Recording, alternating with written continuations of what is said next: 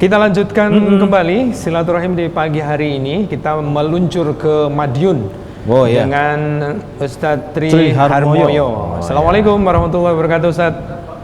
Waalaikumsalam warahmatullahi wabarakatuh. Alhamdulillah. Bagaimana kabarnya, Ustadz? Sehat? Kabar baik, sehat ya? Alhamdulillah sehat-sehat. Alhamdulillah sehat selalu. Posisi di mana ini, Ustadz Tri? Ini di majelis untuk persiapan menyimak akad pagi, juga nanti dilanjutkan akad siang. Oh gitu ya. Ini nafar atau bagaimana, Ustadz, yang ada di sana? Ini kemarin Madiun cuma bisa sampai 2 periode karena warganya yang di perwakilan kota terbatas. Jadi cuma periode saja 1 dan 2. Oh gitu. Jadi ini enggak ini ya. Ini kita akan menggali terkait dengan dakwah yang ada di Madiun. Ustadz Moyo ya, kita sering manggil beliau Ustadz Moyo. Bisa diinfokan tentang dakwah di wilayah Madiun itu dulu melingkupi wilayah gimana? Awalnya bagaimana dan sekarang perkembangannya seperti apa, bisa disampaikan, Ustadz? Nggih, alhamdulillah. Jadi perkembangan dakwah, khususnya dakwah MTA di Kota Madiun ini ya berkembang. Jadi perlu kita ketahui Madiun itu sebuah kota kecil dan ada untuk Madiun itu satu ada kota yang wilayahnya kecil, kemudian ada Kabupaten Madiun yang wilayahnya luas. Alhamdulillah dari MTA Madiun yang diresmikan tahun 2003 sampai sekarang itu perkembangannya justru di wilayah kabupaten yang mempunyai beberapa cabang dan binaan. Sementara di kota sendiri yang merupakan cikal bakal awal dakwah MTA di Kota Madiun baru ada 1 perwakilan karena memang kotanya kecil. Tapi meskipun demikian, alhamdulillah peran dakwah kita di Madiun baik secara internal di lembaga kita sendiri maupun di luar, alhamdulillah dakwah kita bisa diterima. Gitu ya. Berarti ada kabupaten, ada kota ya kalau Madiun itu ya? Iya. Dan dua-duanya memang sudah ada perwakilannya, insya Allah begitu. Baik. Ya, kemudian di sana juga menurut data yang kami terima ini tentang Masjid Al-Kautsar di Madiun ini dilaksanakan sholat taraweh dan mengakomodir berbagai pemahaman yang ada di sana. Ini bisa diterangkan bagaimana simbol kerukunan yang ada di sana? Oh iya, alhamdulillah. Jadi Masjid Al-Kautsar itu suatu masjid publik ya, atau masjid jami umum gitu, yang alhamdulillah yang ngelola itu saudara kita, bukan dari MTA, tapi alhamdulillah dengan kita baik, hubungan kita baik untuk kerjasama dakwah gitu. Salah satunya Masjid Al-Kautsar itu pernah mengundang kita dari MTA untuk mengimami sholat taraweh, kemudian juga mengisi tausiah atau kultum sesudah sholat taraweh. Itu wilayah mana itu? Itu wilayah Madiun kota. Jadi kalau panjenengan dari arah Solo, sebelum masuk kota itu ada ring road. Itu masuk ring road barat itu ada masjid paling indah. Nah, itulah Masjid Al-Kautsar. Oh, di situ. Ya, alhamdulillah. Apa yang menjadi metodologi dakwah Majelis Tafsir Al-Qur'an yang ada di Madiun sehingga juga bisa berkolaborasi dalam kegiatan dakwah, terutama yang kepada saudara-saudara kita yang memiliki pemahaman yang berbeda.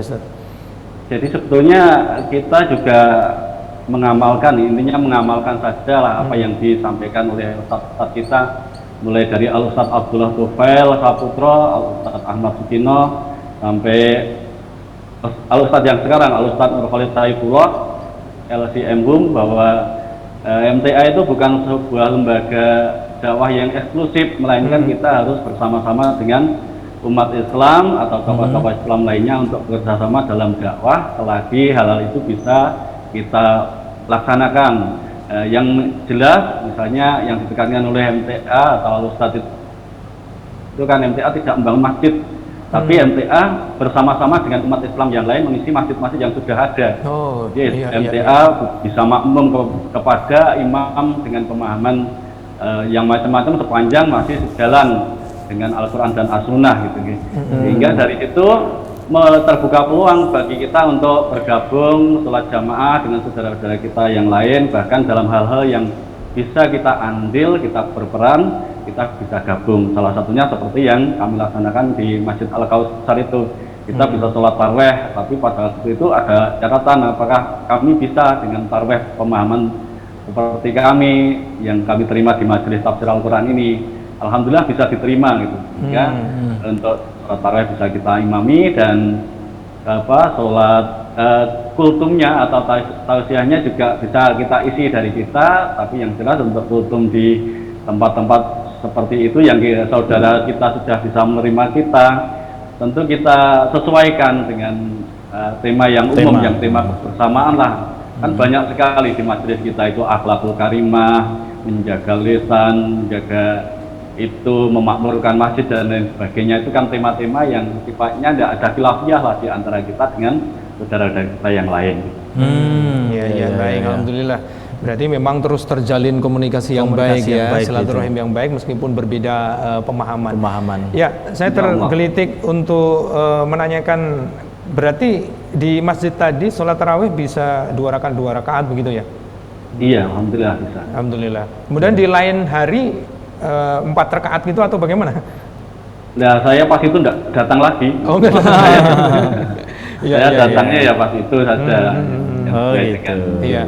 Luar biasa. Inilah indahnya kebersamaan hidup gitu. Berada di negara kesatuan Republik Indonesia. Ini banyak sekali ragam, namun tetap saling menghargai itu yang paling lainnya begitu.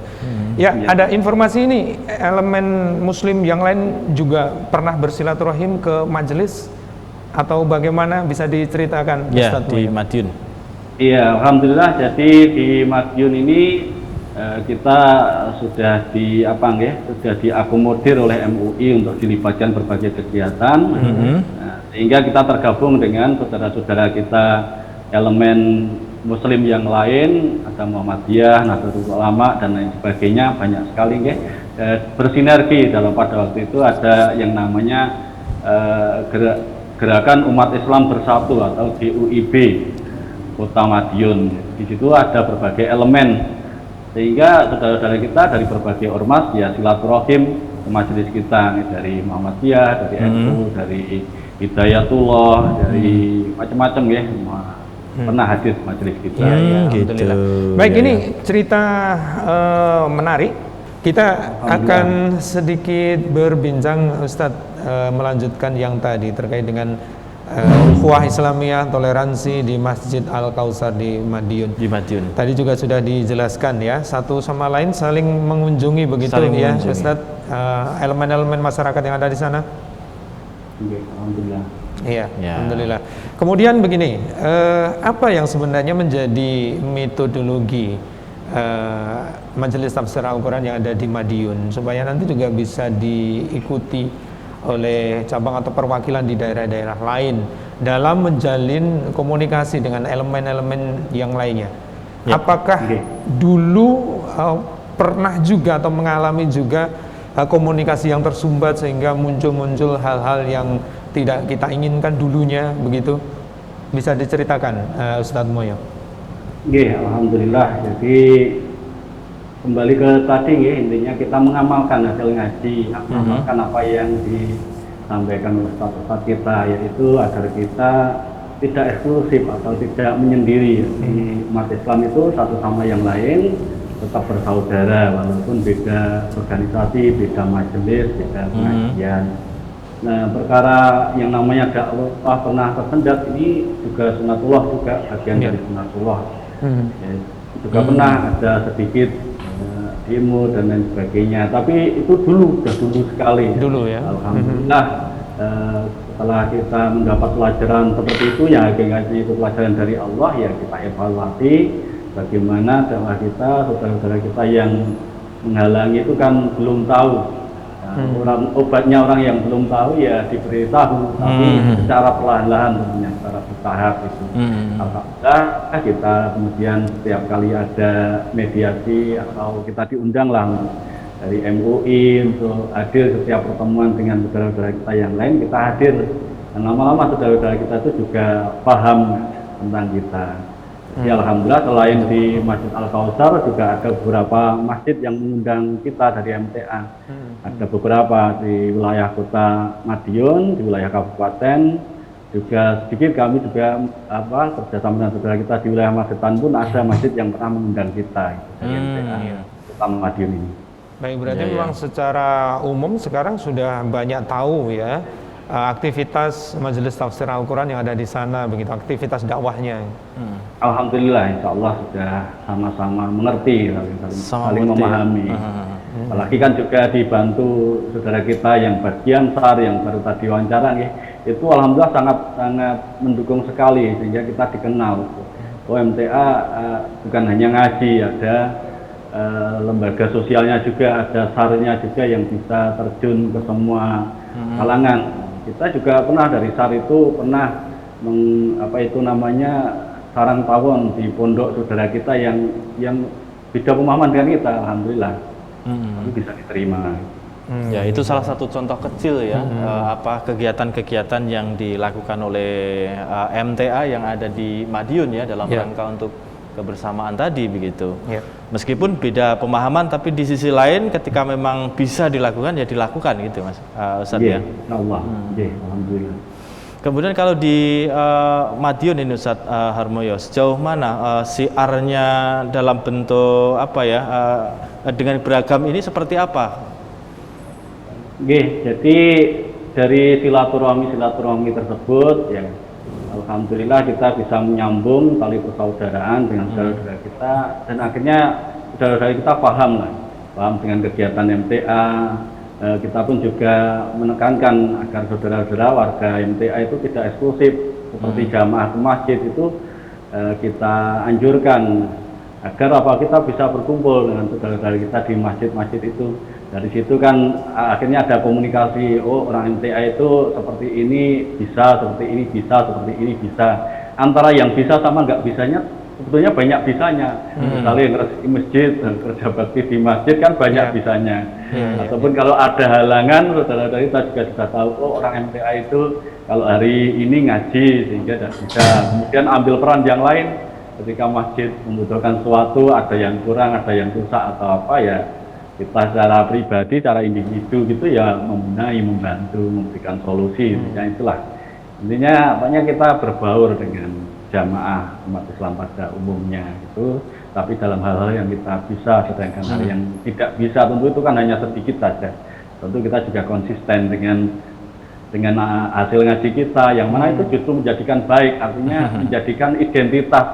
Ciri khas Identitas orang MTA itu, ciri khasnya orang MTA itu seperti itu. Itu kan kalau dalam Al-Quran itu bahasanya syuhada ala nas. Saudara kita nggak ngaji di tempat kita kan nggak tahu MTA bagaimana. Tapi dari amal kita nyata itu saudara kita tahu, kalau seperti itu nggak mau, kalau seperti ini mau. Antara yang mau dan tidak mau sebenarnya kan banyak maunya. Antaranya yang sama dengan yang tidak sama kan banyak samanya sebetulnya. Iya, alhamdulillah. Itu yang sudah dilaksanakan. Kemudian kedepannya seperti apa gambaran ke depan terkait dengan dakwah Majelis Tafsir Al-Quran yang ada di Madiun? Mempertahankan kondisi yang sudah ada ataupun juga masih memiliki cita-cita ke depan seperti apa? Iya, tetap kita sebagaimana yang sering disampaikan Al-Ustadz itu, duru ma kitaballahi haitsu ladara. Kita tetap ngaji, tetap dakwah di internal maupun di eksternal itu kita jalankan dengan sebaik-baiknya, karena itu hakikatnya juga amanah dari Allah ya. Karena kita diberi peluang, diberi kesempatan, hakikatnya itu amanah yang harus kita tunaikan juga. Jadi cita-cita ke depan ya seperti itulah, tentu kita akan semakin memperkembangkan majelis ini, dakwah ini, baik secara internal maupun secara eksternal dengan dakwah saudara-saudara kita yang lain. Kita kemarin juga mengirimkan beberapa personal untuk mengikuti pelatihan guru daerah, itu kan ya tujuannya untuk itulah. Selain dakwah untuk di majelis kita juga bersedia lah untuk dakwah ketika kita diminta saudara kita yang lain untuk mengisi masjidnya, mengisi lembaga dakwahnya. Allah kita juga siap gitu. Baik, terima kasih Ustadz Tri Harmoyo atas silaturahimnya di pagi hari ini. Terakhir pesan kepada saudara-saudara kita yang ada di Madiun atau secara umum yang sedang menyimak acara ini, apa yang ingin dipesankan Ustadz, silakan. Jadi pesan kami kita istiqomah lah, kita bersyukur dengan majelis kita ini, kita istiqomah mengaji, dengan wadah kita mengaji ini kita jadi bisa mengerti tentang ilmu agama, dan kita merasakan bahagia, merasakan tentram hati kita.